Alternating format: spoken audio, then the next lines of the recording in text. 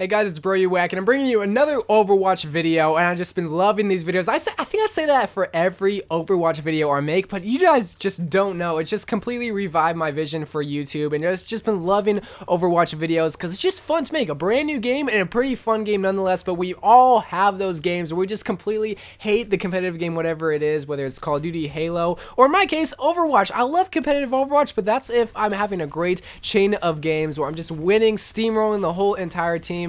And I don't think it's because I'm carrying the team, because obviously if you have a team in Overwatch, you always have to work as a team, because there's never been a game where I was like Soldier 76, that's usually the player I play in competitive Overwatch, where I just completely carry all 5 of my teammates to victory, because it's literally impossible. Just think logically, it's hard to carry 5 of your teammates. I used to play competitive Call of Duty, and in that game you only have 4 teammates total, not including yourself, so that means there's only 3 of your teammates, so it's pretty easy to carry 3 of your teammates. All you really have to do is get 2 kills and boom, there you win. With Overwatch, maybe if you get 2 kills, but you pretty much just killed their Mercy or their Ana. What about their Reinhardt? What about their Diva? Or what about their Zarya? Or even their Soldier 76? So it varies pretty much. If you kill 2 of their enemies, well, your teammate has to follow suit and then back you up from that. But I do feel like there are some ways to kind of climb the ladder solo and not carry your team per se, but just bring your team to a different level than if you were to play not that character. If that makes, hopefully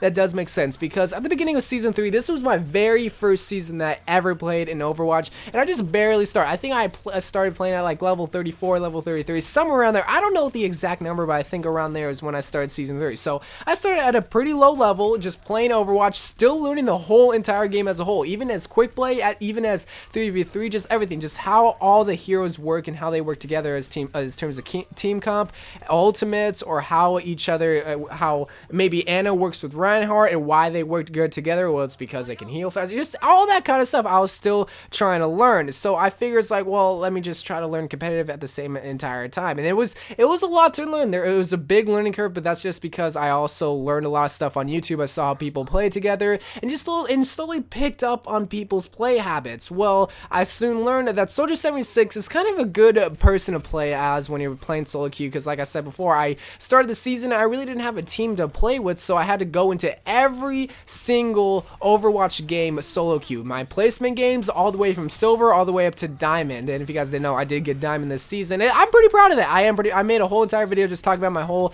entire journey, and in that video I mentioned that I played Soldier 76 and May pretty much the whole entire time. Sometimes I played Junkrat and sometimes I played Mercy, but then I slowly learned like, oh, Lucio is a lot better support than Mercy. Even though Mercy is a great support player, Lucio, if you're gonna play solo queue, can hold out on his own, but also can heal out the whole entire team, and that is the key part when climbing the ladder in Overwatch, especially for solo queue, is that you want to pick a hero that can kind of hold out on himself. Now, obviously, competitive Overwatch is a team-based game. Everybody has to be working together, but if you don't have the greatest team of all time, sometimes it doesn't hurt to pick a character or pick a hero that can kind of not rely on maybe a bad Mercy or a bad Lucio or maybe a bad Zarya in a sense, but obviously you can't carry 5 of your teammates. It's just impossible. It doesn't logically make sense. But if you were to pick someone like a Soldier 76, Soldier 76 is an all-around great hero. He's not the greatest in a specific category. He's just an all-around great guy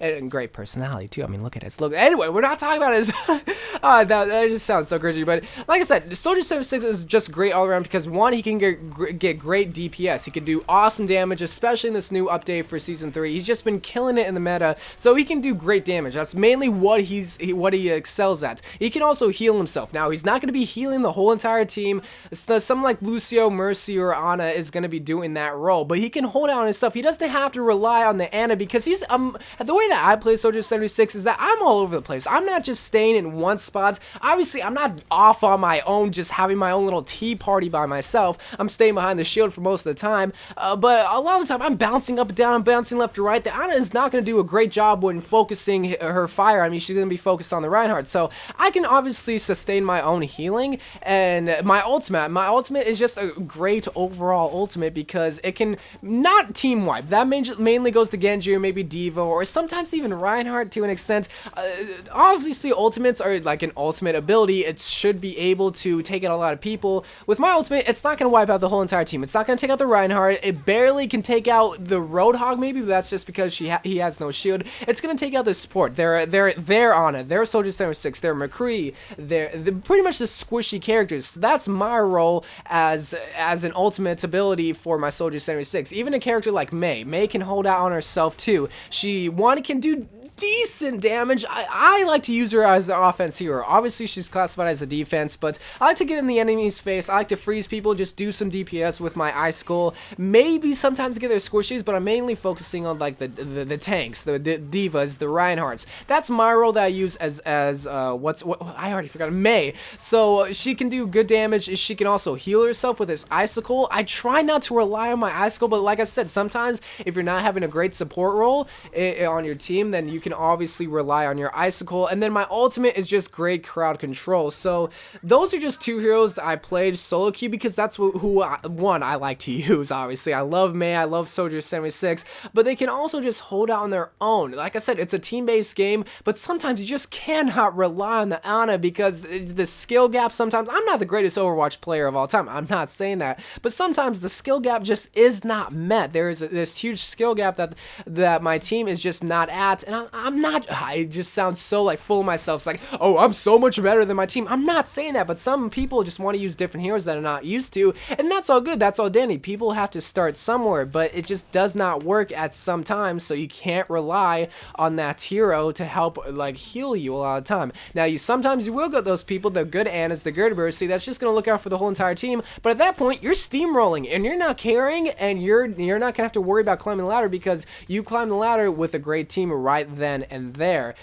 Someone like Junkrat, I play Junkrat a little bit on certain maps, but obviously he doesn't have great healing, so either I have to rely on health packs or have a very, very, very good team on my side, a good Ana, a good Mercy to help make sure that my Junkrat doesn't die all over the place, because it's very easy for him to die because one, he has explosive grenades that's gonna kill myself a lot of the time if I'm not careful, and two, I have very low health. I have no sustained health, so it's very hard sometimes. It's very hard to have a bad team but also still win. And like I said, because I mean we all think like this sometimes, we're all the greatest Overwatch players ever, we all want to blame our team, but like I said before, it's a team based game, but sometimes you just won't have the greatest team ever. You're not gonna have the trashiest team ever. You won't have, I'm just saying, you won't have the greatest team ever, but if you play someone like Soldier 76 or like a Mei that can kind of hold out on her own, but if you had a great support role or just great tanks, I'm trashing the support role so much. Obviously, like there are other roles in the team comp,